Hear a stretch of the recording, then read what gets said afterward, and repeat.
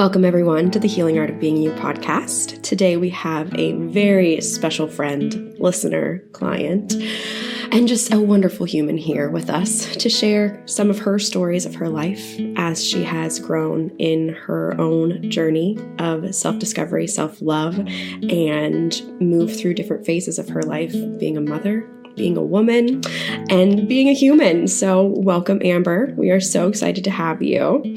I'm so excited to be here. I can't even tell you. Thank you for having me. You're so welcome. You're so welcome.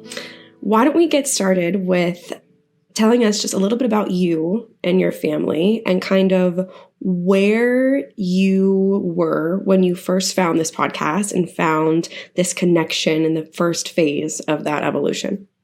Yeah, so I'm a mother. We covered this, a wife, a sister, a daughter, all the basic titles I feel like that I undervalued. I didn't know what it meant to fill those roles necessarily. And so truly when I found your podcast, it gave me this realization that I've had this longing in me for so long that I didn't know how to fill. I had the kids, I had the beautiful, husband, the parents, the siblings, I had all that, but I just wasn't putting into them what I wanted reflected back to me. And I was so blind to that. And I was stuck in such a victim mentality. I could cry talking about it because I felt like nobody wanted me to be who I was. And I never gave myself the permission to be who I was. And when I decided to step into that, I gotta call it a spiritual awakening. There's so many titles that it could be, but for me in my heart, I opened up this access to myself that gave me this deep knowing of what it is that I'm searching for. And I found that. And now it's like my life's mission to share it so that other people can find that too. So that's what I do.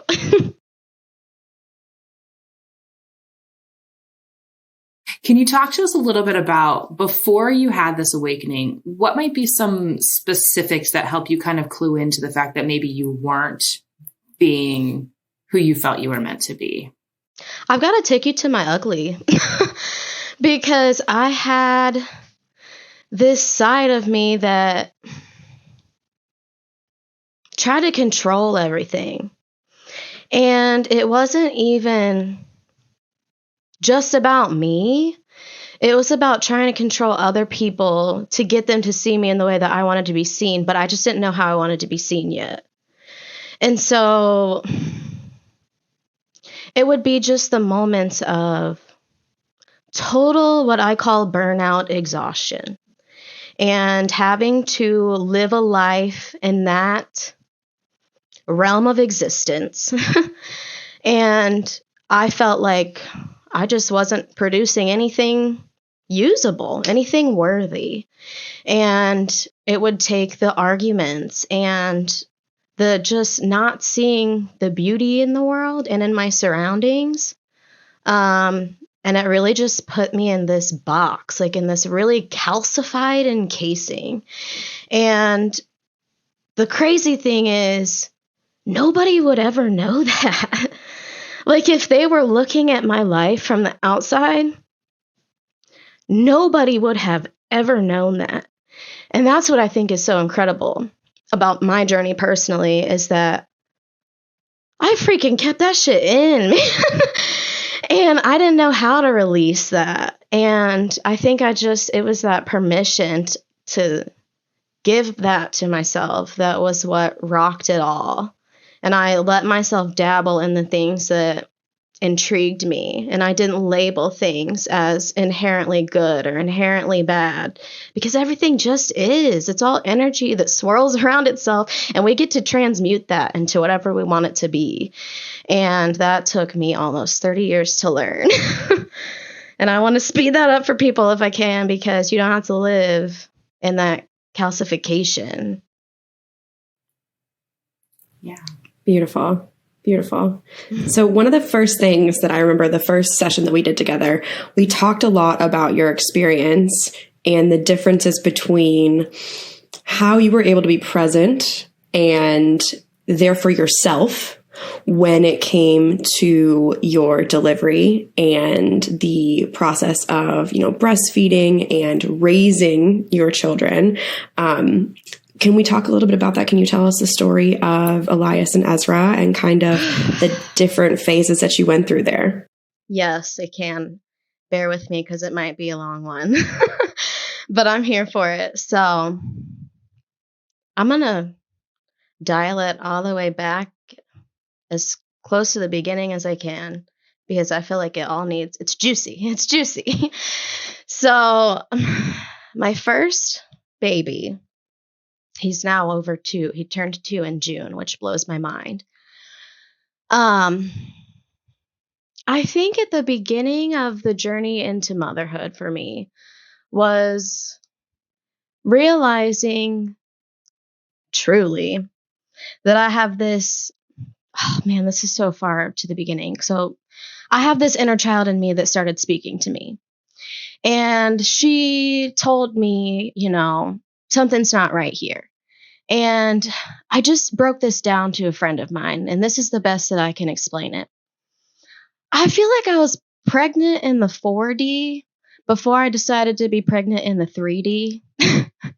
And that drive of the pregnancy in the 4D, that desire to be more than myself, drove me to this desire to have my children. So they were truly the beginning of my awakening. So when my husband and I decided, because truly I didn't think I wanted kids, we went crazy. We bought 7 dogs and 3 cats and fish tanks. Like, I was really trying to suppress this, guys. Like, I was like, I am not having kids. But somewhere in there, I knew. And I woke myself up and pulled myself out of that rut to, get to the place that I am. But it took the knowing that I wanted a child, basically. And everybody's different in this, but this was me. And, we just decided one day, I remember we were on a cruise in Mexico with my in-laws. And I looked at my husband and I was like, do you want to have a baby? And he was like, I guess so. And I was like, all right, cool. When we get home, let's start this. Like, cool, that's cool. What it was. and so we began the journey. And it took us it was a little under a year to get pregnant. And it was a journey, and I had to stick alongside that journey. And that was the first time I think I really committed to something. Like, I got to say, you got to know my whole story to know what I mean when I say this, but you guys will get it, including my marriage. And I've told my husband this. Deciding to have a child was the first thing I actually feel like I committed to doing. And so I remember when I got, that positive pregnancy test, because I had tons of negatives. And I remember that feeling of getting that positive pregnancy test. And it was like, oh my God, all these things went through my head. Like, how am I going to tell my husband about this? Like, I don't want to just tell him, but my self-control was like totally not tapped in yet. And it was like 3:30 in the morning in October. And I ran to the bedroom and I was like, it's positive. Oh my gosh. And so I woke up and he literally was like, oh, what are you talking about? Like, he didn't even know. He had no idea what I was even talking about. And so then I got to fill him in, whatever. And so I got what I wanted. Yay. I did not take into consideration pregnancy hormones. I did not take into consideration what would happen to my body in the process. I did not take into consideration the changes that would occur with all of that. I didn't take into consideration the financial aspect, the clothing changes, the home upgrades, the vehicle, none of it. I just wanted to have a kid. Didn't know why. I knew it was going to do something to me that I wanted it to do. So I went for it, but I didn't know anything aside from the fact that I wanted to have a kid. And so I wasn't that calcification kind of came back while I was pregnant. And I began to lose sight of the visions and the reasons for what I was asking the universe in this. I didn't know what I wanted again. It was like, I got what I wanted, and I don't know that I really feel that sense of fulfillment, and like all these stories and all these things and all this cloudy stuff started, hazing my view again. And so fast forward through probably a whole pregnancy, not that I didn't enjoy it. It's just, I did the motions, and I was present in the moments that I was, but it wasn't the entire pregnancy. I mean, it's hard to be present fully anyways, truly. Like, that's a lot of pressure to give yourself in the first place, which is probably what I've tended to do kind of all along.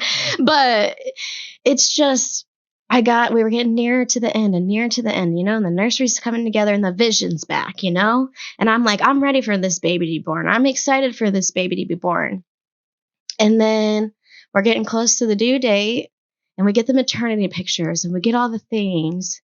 Well, 3 weeks early, guess whose water breaks? I'm laying on the bed on my pregnancy pillow. We're watching a movie, The Rocker, to be exact, which, how fitting to think about it. Because that's what Elias is. He's my little world rocker, like that kid.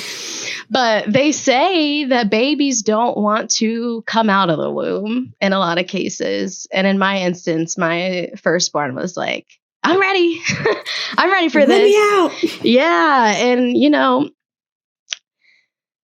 we get to the hospital, and that whole process is a blur because I don't know that I've honestly fully unpacked my birth stories. I know that they're traumatic as fuck. Sorry to say that, but they are. I carry a lot of that with me still, and I can tell because I get emotional when I think about it. But it brought me this beautiful human being, and he was supposed to be this, from the medical standpoint, underdeveloped. They were fearful of his lungs and what his abilities were going to be when he was born. And that wasn't a fear for me. It wasn't. I just knew I was having a baby, and we were going to go home with him. And so, he comes out huge, 8 pounds, 2 ounces.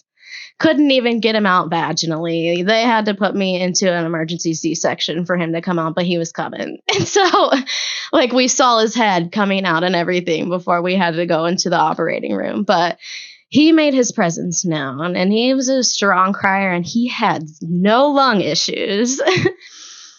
Beautiful, beautiful. Holding that baby was just, does things to me. But, then began the breastfeeding journey. Let me take a drink.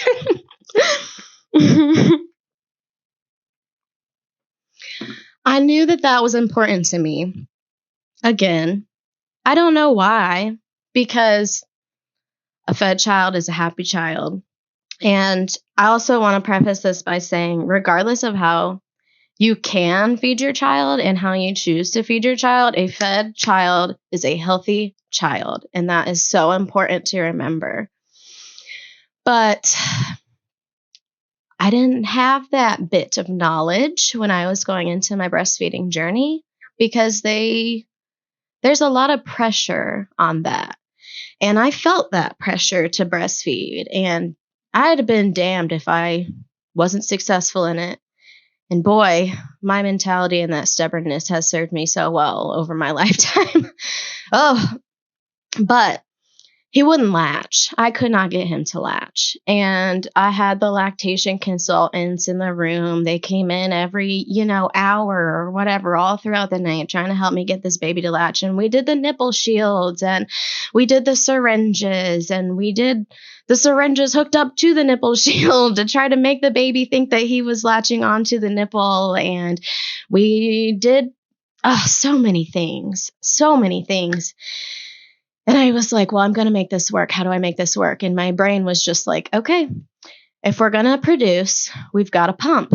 And I had to learn how to pump. I had to learn how to set the pump up and how to place it on my breast correctly, and what all the settings were, and what was comfortable for me. And, there's all these guidelines that some people think that's just the standard. And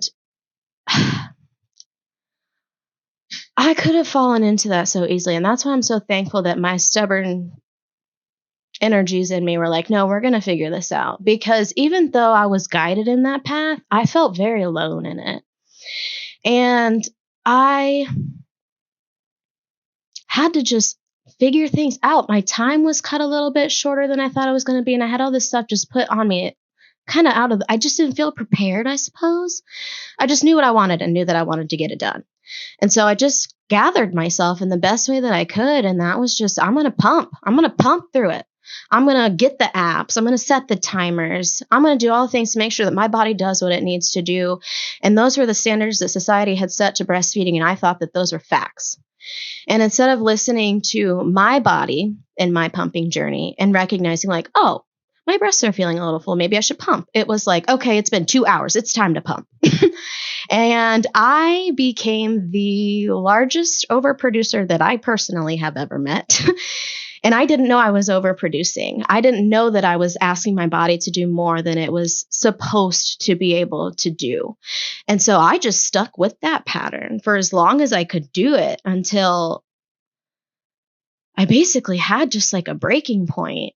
And I was like, I think honestly, I probably met my final goal of how much milk I wanted in my freezer, because a lot of this is a blur too. But I would pump like 80 ounces of milk a day. And a baby only drinks like 24 to 30 something. And when I tell you, I didn't have anybody that told me that wasn't normal. Everybody That's like looked at industrial it. level milking right now.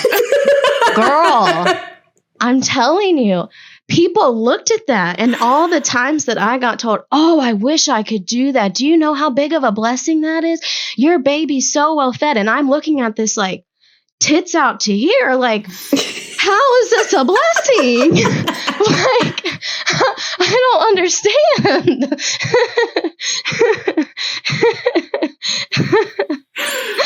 And so my milk became this burden for me that everybody felt was this miracle.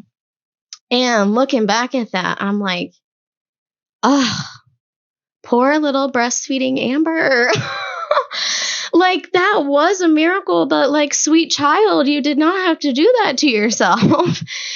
And when my second was born, I went into it knowing all of these things. My pregnancy was different, and I'll put these two pieces together at the end here.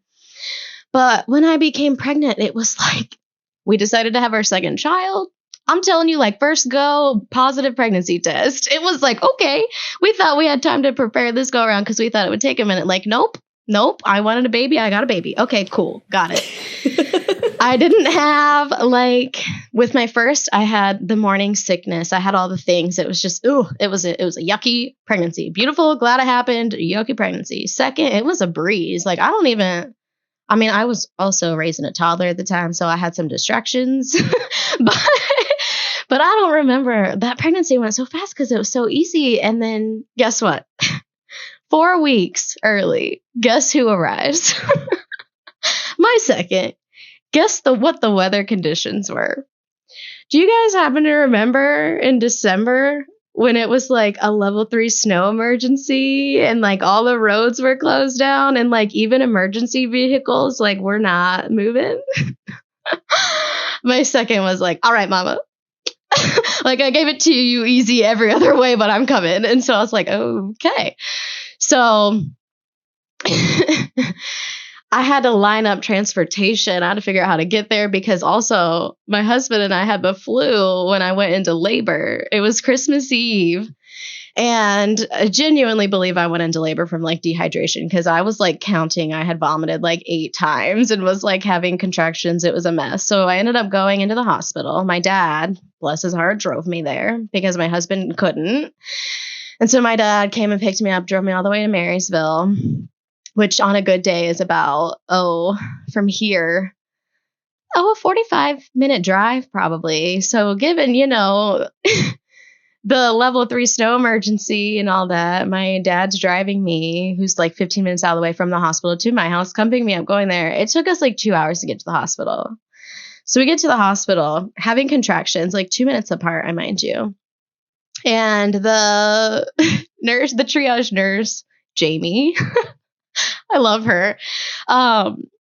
she got me in the triage room and we're talking and I'm like, I'm having a baby. And she's like, no, you're not. You're 4 weeks early, level 3 snow emergencies. You're not having a baby. I was like, okay, Jamie, but I'm having a baby. And she's like, no, babe, you're not having a baby. I'm like, I'm telling you. She's like, we don't have a NICU here. And there's a level 3 snow emergency and you're not having a baby. And I'm like, all right. So she ends up giving me my options on how to stop these contractions. She gives me some shot of something. I don't even remember when it was.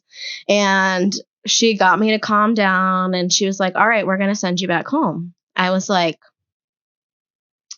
okay, I might be back, but I'm going to trust you on that. So my father, while I also am still sick, and she gave me something else for my vomiting also. My father drives me all the way back to my house, it was like 2 a.m. It was like the whole night. Like there was no sleeping.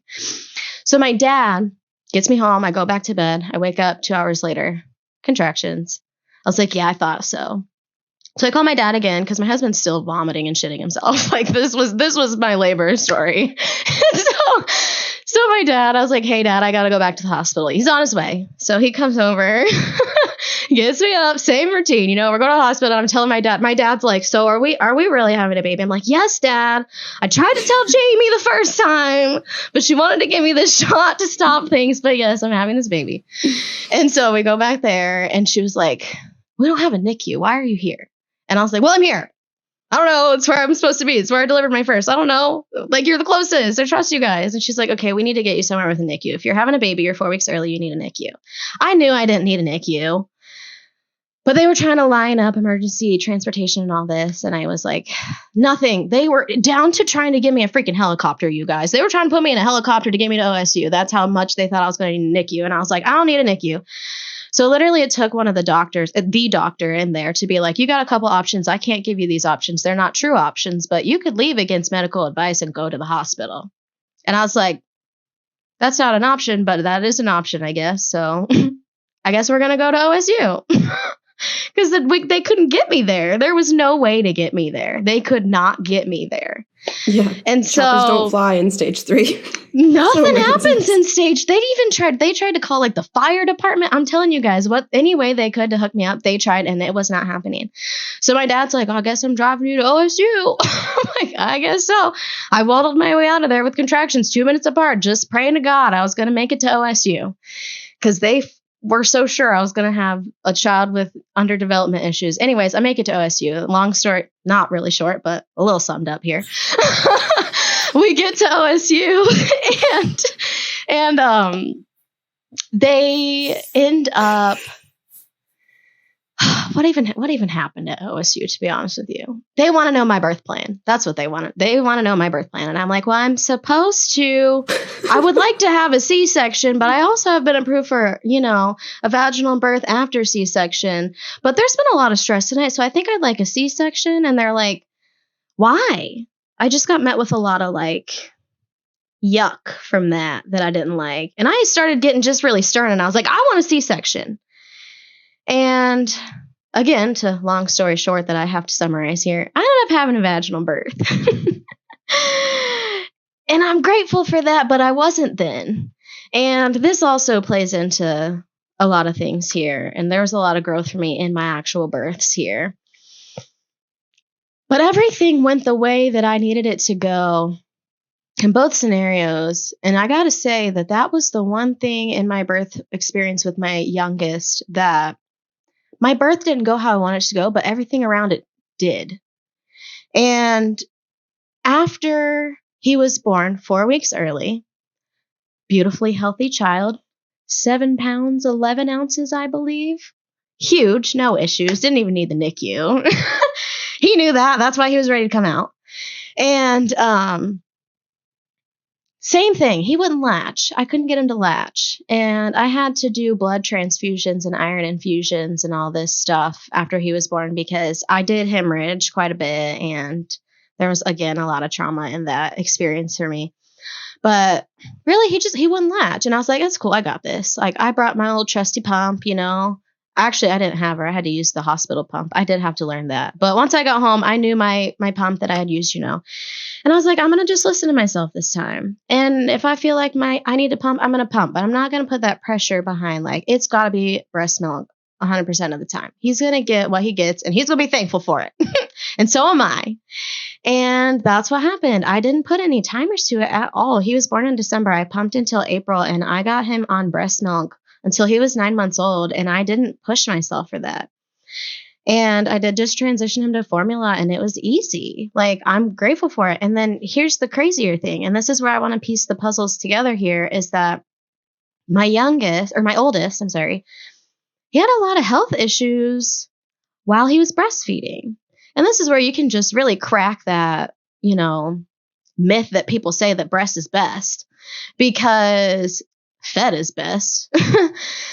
Because I was feeding him this breast milk that was produced from this body of being over-needed, overused, overworked, and very undervalued. And that's what was going into him.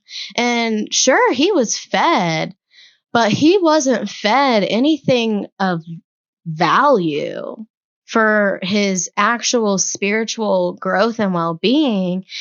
And we did end up having so many weird medical mysteries with him up until he was about 6 months old, actually, which is crazy because I started trying to really wean down on my breast milk supply when he was 6 months old. So some pieces are clicking into place for me even saying this.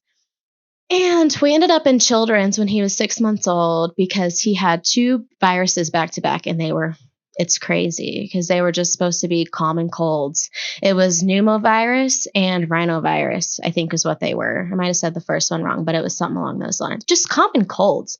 And they got my firstborn so hospitalized. He was on oxygen and everything.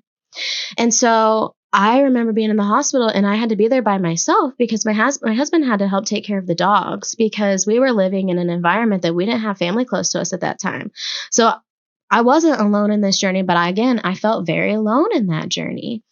And so I was in the hospital with my son, and I remember just crying because a lactation consultant came in, and she was like, "What's up? She's like, "They said you were asking for me." And I'm like, "Well, I'm in this process of trying to stop pumping."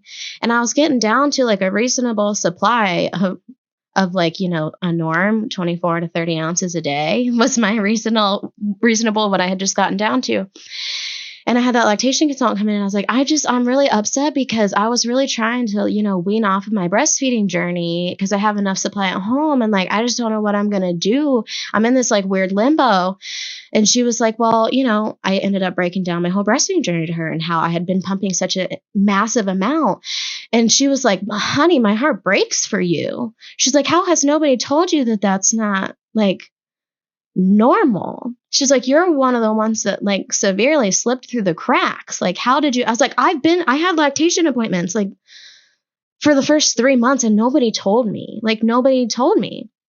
And so I was crying to her because I was like, I'm feeling like I have to revamp my supply because those that have been there know, but those that don't know that when you pump, you can't just bring your milk into the hospital. They have to store it for you. And you don't have freezer access. You have to pump what you can, and then they can bring it to you as you need it. Because you have to, there's protocol that you have to follow. And it was either I pump that milk that I want to feed my son, or I give him formula in the hospital. And I was like, I'm going to pump. So anyways, that was really my breastfeeding breakthrough. At that point was realizing take the pressure off, do what you're able to do. That you have help and support for a reason. You're never in this alone. You can do what you can do, and that's all you can do. And that's when others come into play. And that is freaking nutrient dense right there. That's where the golden honey of life is recognizing that you're not in it alone. These are all just, you got on sunglasses that you just need to take them off and see that you've got hands and availability all around you. It's all around you. You just have to ask for it. And you just have to speak on what you're going through in order to get the comfort and the space of solace that you need and that you are so freaking deserving of. So that's my long story.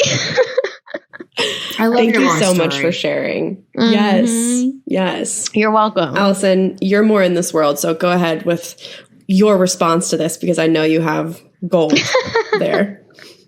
I have a lot of responses to this, but nothing that is particularly necessary for the purpose of this podcast. But Amber, okay. I'm very sorry that was your experience. And I'm glad that you finally were able to meet with somebody who said, hey, like, yes, it doesn't need to be like this. Mm-hmm. So I'm grateful for that person for you. Me too. Okay. I'm sorry. I do have one thing to say. Okay. People, sorry. One thing. There are so many people, with the same profession, and you'll see this in any profession in the world. And it's not necessarily that there are good and bad, but there are good for certain people and there are bad for certain people. So if you are feeling unsupported by whoever it is that you are looking for help from, it doesn't mean that entire profession cannot help you. Please keep looking. There's a lot of people who are, we're going to use lactation since that was your personal story, but there's people in the hospital. There's people that are on their own. There's people that are like lactation consultants plus fill in the blank, lactation consultants plus midwives, plus doulas, plus pediatric speech therapists, plus there are plus pediatric PTs, like plus pediatric dentistry. Like there are lactation consultants out there who can help you with your specific needs. So in any profession, if you feel like you're not being supported in the way that you're looking for support, it's okay. It doesn't mean the profession's not going to work for you. It just means that person's not the right fit for you. So please keep looking. If you're in the Columbus area and you are feeling like you're running out of resources, reach out to us. We are happy to dig into our network and see who has the right resource for you. So, okay, that was my one little side note. I'm glad you said that though, because that gives out resources in a way that is so accessible. Like even just saying that, like if I had somebody say like, tell me what you need and I'll find them. Oh my God. Like, wow. So that is beautiful that you said that. Thank you for saying that. Genuinely. Absolutely. If anybody watches, if anybody ever watched How I Met Your Mother, like there was always the character of Barney. He always has like a guy for that. You know, he's got the suit guy. He's got the this guy, that guy, you know? Yeah. And he was like, you know what? I'm going to call my guy. That's right. I have a guy who gets me guys. I've got a guy. And I'm like, I feel like I'm the guy. Like I might not have the guy, but I have a guy who's probably got the guy. Totally. So like, I love that. Just ask. Okay. So we kind of started off with like this portion of your life where you're like, I have checked all the boxes of the things that equal happiness. Yeah. And I am not feeling this internal happiness, which for those who've experienced that before, what I have noticed with my own personal story and with the people's stories I've heard before is there's also this level of like guilt and shame for not feeling the happiness. Like I have everything that anybody could ever want. And that is so ridiculous for me to not feel happy. How selfish am I that I don't feel happy? There's so many people that have it so much worse. I should be grateful for what I have. And all of it's true. You are grateful for what you have and you know that there is still more available and that it can be better than what you have, but there's this guilt and shame associated with it. So it's this very hard place to be in when you checked the boxes, but you don't feel the feels. Yep. So you talked about how you kind of showed up before, kind of just playing the role, doing the things people expected you to do, but not really connecting with the role, not really feeling it in yourself, not necessarily feeling the love behind it and doing maybe potentially I'm understanding maybe more out of obligation. Like, well, this is what a mom does. This is what a wife does. This is what a daughter does or a sister or whatever. Mm-hmm. How do you show up now? Because it sounds like motherhood and your breastfeeding journey really kind of opened up this opportunity for you to connect with your, whatever was your flavor of this. For you, it kind of sounded like it was your inner child, your inner wisdom. For other people, it might be connection with God. For other people, it might be kind of a connection to a universal energy, whatever it is. But this kind of like, I feel connection to a stronger piece that is going to bring me like more in this world. And it sounds like that your motherhood and breastfeeding journey was kind of that jumping point for you to find that connection. Yeah. How would you say you show up now? What looks different on a day-to-day from a logistical or a functional standpoint now? I love that you asked me this because it's like making me sit in my thinking chair. this is something that I don't genuinely know that I'll ever master, but I also like love that for me, because I think it's just finding just how in tune with my own journey I can become that excites the crap out of me.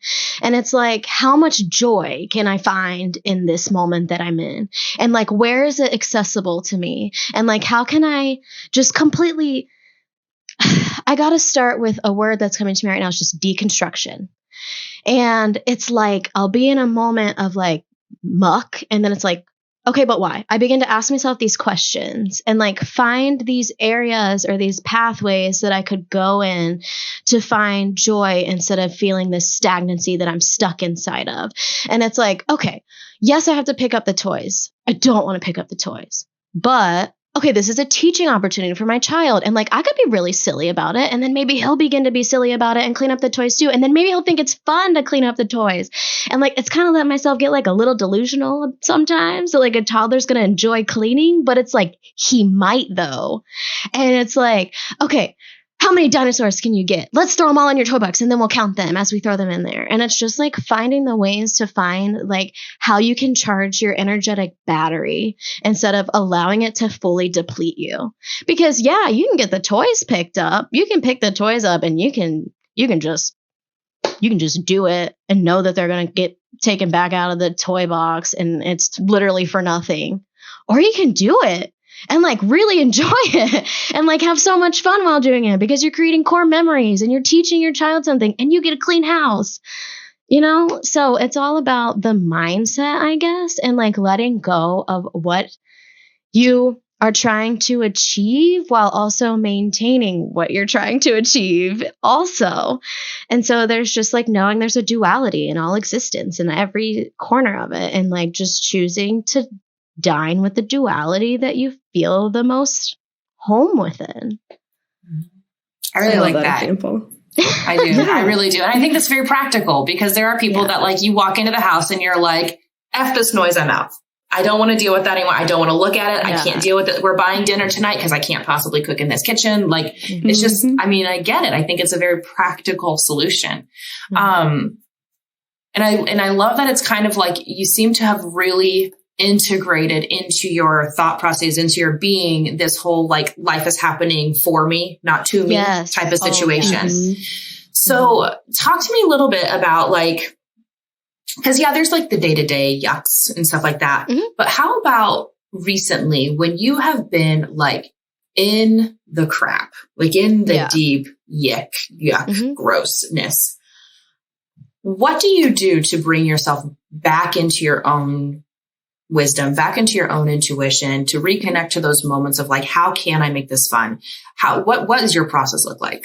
Okay. So I'm going to just tell you mine personally. I am crazy into the spiritual meditation, woo-woo, oracle cards, like connecting to the divine, like getting in my safe space, knowing what it is I need, how I can get my needs met. And like, no matter what that looks like, I'm going to ask for it because I'm going to receive it.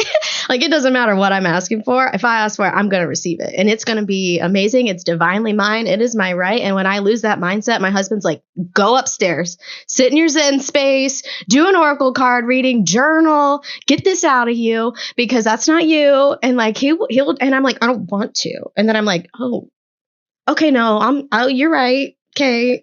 And I can see it. And so I do think too, it's so important to listen to the people in your lives, because if the world is silenced, there's a reason that you're not hearing it. And you really need to connect back in. I really, in those moments, need to connect back in with spirit or source or the collective or consciousness or awareness or whatever you want to call it. I just have to really root myself in that to get that just energy surge that I need back. And like, genuinely, I can say wholeheartedly and confidently, like, it's these things, like these spaces of like making connections with people and like hearing what they have to say and like knowing that they're interested in you and that resonates for people and that you're not alone in your anything, like in any corner of anything. And like, it's fun for me because I used to have this crazy amount of shame and all that attached to my spirituality because I never allowed it to wake up. And now I'm like, girl, you don't know where your car keys are? Let's pull a card for that. Like, I can help you. I can help you remember. And I think it's just that space of remembering. My sister told me in one of her connected moments, a saying that came to her was, remember what you once knew. And that has always stayed with me. And when I feel like I can't remember, I'm like, what is it that I'm supposed to remember? I better go upstairs in my Zen space and think about what I'm supposed to remember. And then it's like, oh yeah, life is beautiful. What? Oh, okay. I just haven't been seeing it. It's been passing me by. We get sunrises and sunsets every day. And like, I have this divine connection and this deep inner knowing and this wisdom. And like, I can help people stay on that track. And if I'm on that track, I can help them be on that track. And if I'm not on that track, I'm not doing service to anybody. I'm just in that mucking around state. And my husband's yelling at me to get better.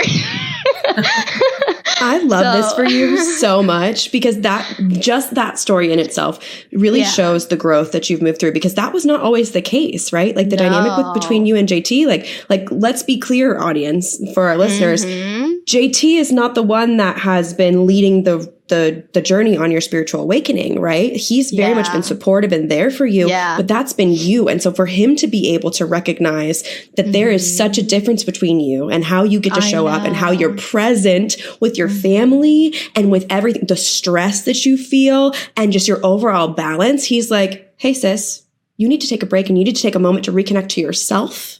And when you reconnect to yourself and you get quiet, you reconnect with the higher power, with the overall purpose of life. And you come back downstairs and you're like, there's the woman I married. Yeah. That's beautiful. Exactly. That's yes.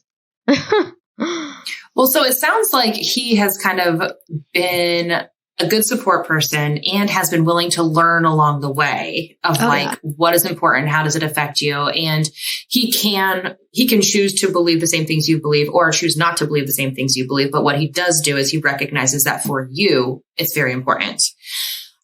Do you have people in your life, since you said, like, I'm just much more confident in this now, I'm much more comfortable with who I am now. Do you have people in your life who maybe have fought you on this, or maybe aren't as supportive on this, or have been critical of you of this, or been, worried that you're going down a dark path, or, because it doesn't align with them? And how do you handle those situations? Yeah, that's the journey I'm on right now. That's the piece that I'm trying to really just fully integrate. And that's the piece of my life I'm white knuckling a little bit, if I'm going to be honest with you. I come from a very traditional household, Christian family, and these oracle cards, if I view them from their lens, I can put myself back in my box very quickly, which means that I put the cards back in their box very quickly and I kind of close back down.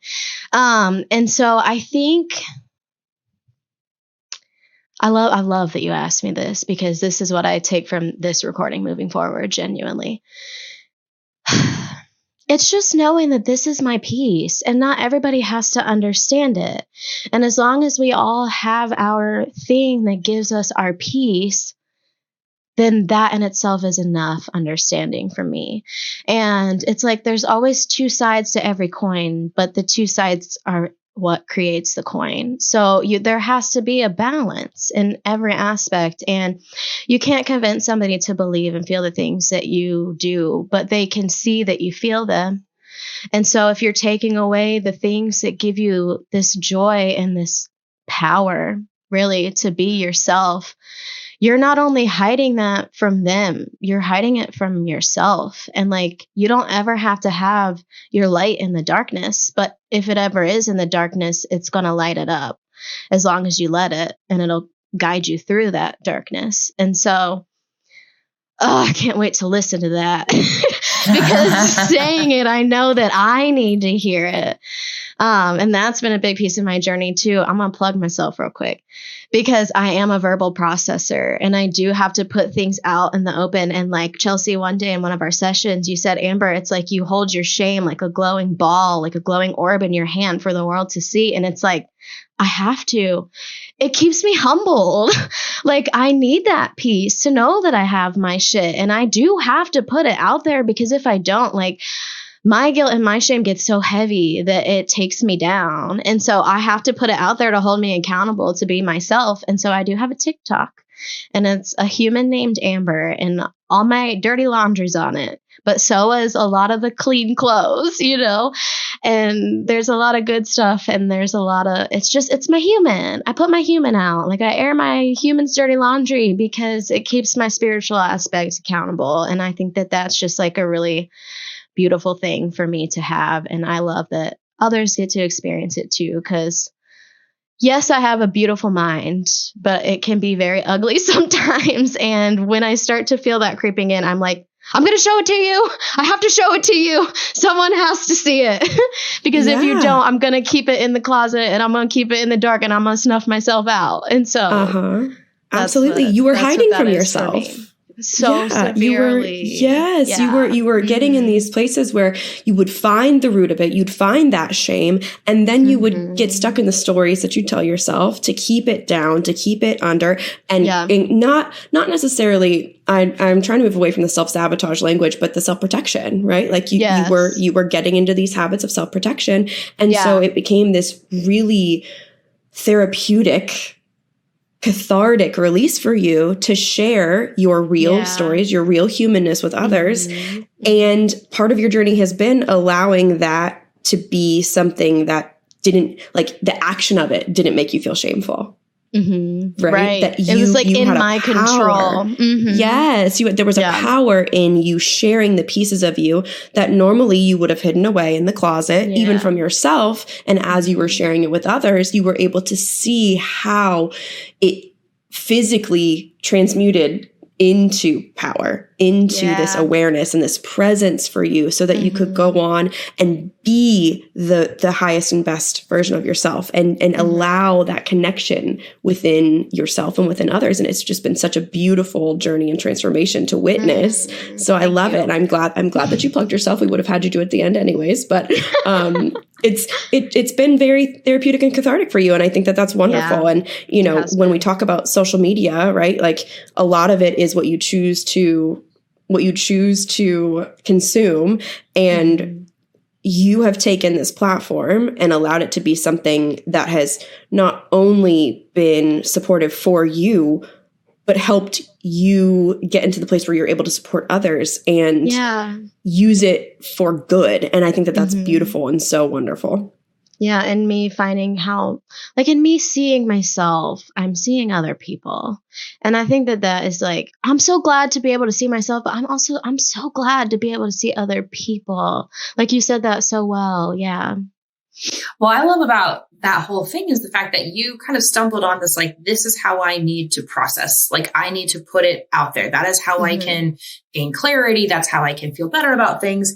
And like Michelle Shelf on Adult Share Podcast talks about how just like having a close person that can just witness you just verbalize all the crap, and they're not going to give you any insights. They're not going to give you any solutions. It's just, you just need somebody to hear it, is an actual like psychological counseling tool that you kind of like stumbled on your own of like, hey, this is what I need. And oh, by the way, maybe it'll help bring some light to somebody else's day. Maybe it'll help somebody else going through the same darkness recognize that like, it's not always going to be this dark, Right. And that's the hard thing. And I think it can be really hard when you do kind of start finding this inner knowing or this inner wisdom, or you find a stronger connection with God or with the universe or whatever it is that's helping you move through your day with more confidence in yourself.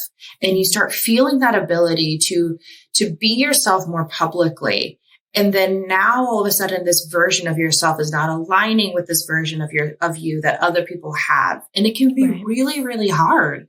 And holding compassion for yourself to say like, you know what? I loved your two sides of the coin, and this is, I can understand from their perception of the things that I'm saying, from their perception of how I'm acting right now, how I might not be this person that they want me to be anymore. I can see how that would be triggering for them. And at the same time, I don't have to be what anybody else wants me to believe or to Right. be, which I think is fantastic. I think that's it's a really hard place to be. It's a bumpy road. And the people that are intended to stick with you through that road, like your husband did, where he's like, I mean, I don't really get it, but you do you, but you definitely need to go do you because we know that helps, right? So it's like, you're going to have people who are going to be, you know, family members, spouses, children, friends, coworker, whoever it is, who's going to be really, really supportive. There's going to be people who are going to be more resistant, who still might become really supportive. And then there's going to be some people who are like, listen, I can't follow you on this journey anymore. I can't be part of this anymore because it totally aligns with what I want or what I believe. And that's okay too. It's really kind of a hard place for you to be in right now. And I'm really excited for where it's going to go for you. But I think it's always interesting to hear people in the middle of their journeys, versus like, yeah, I had this thing going on 15 years ago and now I'm doing so amazing. It's like, yeah, no, I'm in the crap. I've had a huge transformation of the last few years and we're just peeling back one more layer at a time and it can feel like a lot, you know? For sure. All right. So I know we've got to get everybody moving on for the day, but I do have one last question for you. Okay. Is like, let's say somebody's listening to this and they're like, you know what? Like so much of this resonates with me. And I feel like I'm missing that connection to myself, to God, to a higher power, whatever the case is. What is the one thing that you would say today of like, you could do this today to start trying to build that connection?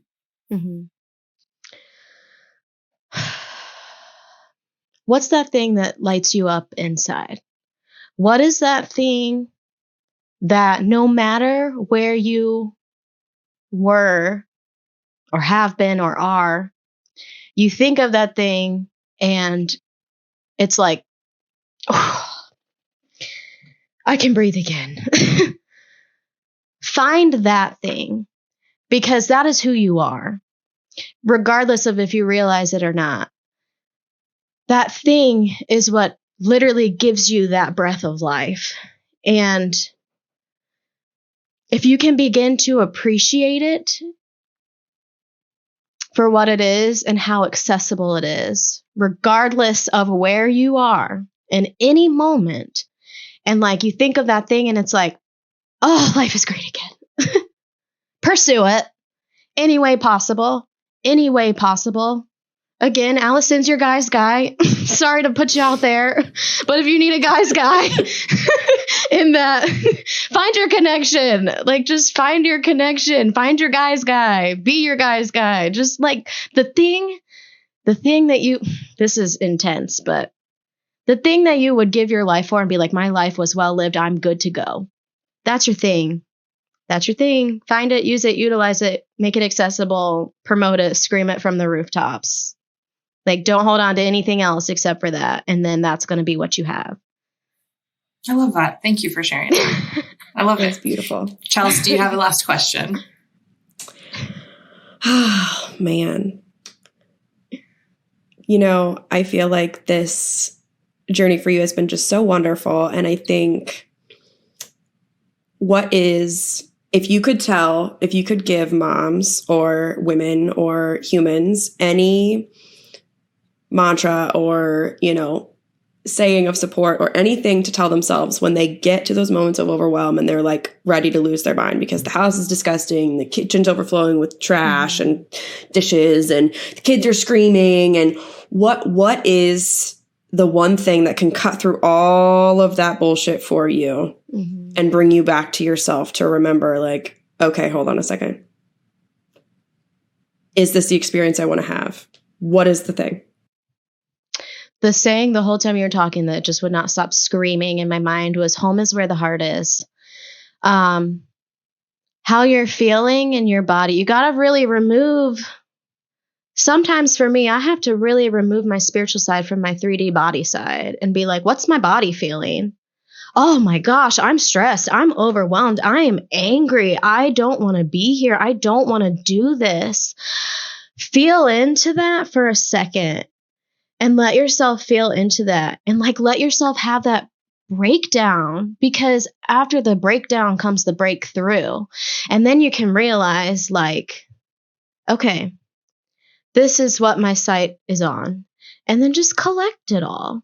You're allowed to have that. The breakdown is beautiful. The breakdown's one of the biggest pieces of the process. Like, you've got to give yourself space and grace and time. Like, we feel all this pressure, especially as moms. Like, they're getting older. The kids are growing. They are, but they're learning the whole time, and they have their own mindsets, and they have their own visions and their own views. They're not you, babe. They're not you. They are pieces of you. And with that comes a huge responsibility of knowing that what I need and what I want is also what they need and what they want. And if you can't offer that to them, find out what you need to be able to, because home is where the heart is. The way that your body feels, the way that your home is, there's a connection there, and it's different for everybody, but it's all connected. And we are the energy that we're in and around. And so nurture it and raise it to be what you want it to be, because that's what it is every time you make that decision. I could go on this huge rant about beautiful. So many things, but that's That was perfect. That was perfect. Yes. Thank you. All right. Well, Amber, thank you so much for sharing your story with us today. This has been a really, really very much appreciated, because it's going to speak to a lot of people who are going through crap and what that kind of continuous journey and how long these journeys are. They're lifelong journeys, folks. They are not little snippets of, a couple weeks or a couple months or a couple years. For those who want to kind of keep up with your journey and keep hearing more from you, give us that handle on TikTok again, please. Human named Amber. Awesome. And we will link that below. So if you want to kind of follow along and see all the good and the bad, then definitely follow Amber over on TikTok and just kind of connect and help build that community so that you guys are all supportive of each other. If you are feeling like you've checked all the boxes and you're still feeling disconnected from your communities, you're feeling disconnected from your vision of what you thought your life was going to be, maybe start taking some of these steps to kind of really tune into your body, tune into your instincts, kind of find the right support network. If you feel like you've tried something and you feel like it's the right thing for you, but it's not the right person, keep looking for other resources. We're just so happy to share this story, and we hope that everybody kind of continues to grow and to move in the right direction so we all can continue to support each other so that we can nourish the soul, heal the body, and expand the mind. So thank you so much, and we hope to see you all again next time. Bye, friends. Bye. Thanks for having me.